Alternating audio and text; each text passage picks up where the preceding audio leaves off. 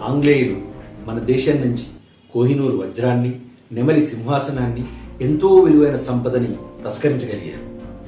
వాటితో పాటుగా తాళపత్ర నిధిని, ఆయుర్వేదాన్ని, వాస్తు పెయింటింగ్ని తస్కరించినప్పటికీ వాటిని అర్థం చేసుకోలేకపోయారు.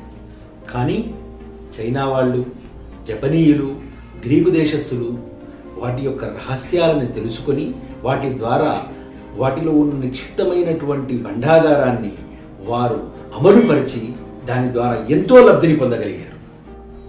వాస్తు, శిల్పకళ, చిత్రలేఖనం అనే ఈ మూడిటి కలయికే ఈ వాస్తు పెయింటింగ్. నేటి తరాలకి వారి అవసరాలకు అనుగుణంగా రూపొందించబడిందే ఈ వాస్తు పెయింటింగ్. ఈ వాస్తు పెయింటింగ్ మన ఇండ్లలో ఉండడం వల్ల ఎంతో పాజిటివ్ వైబ్స్ని కలిగిస్తుంది. మనకు ఎంతో మనశ్శాంతి, మెరుగైన శ్రేయస్సు, నెగటివిటీ నుంచి రక్షణ, పాజిటివ్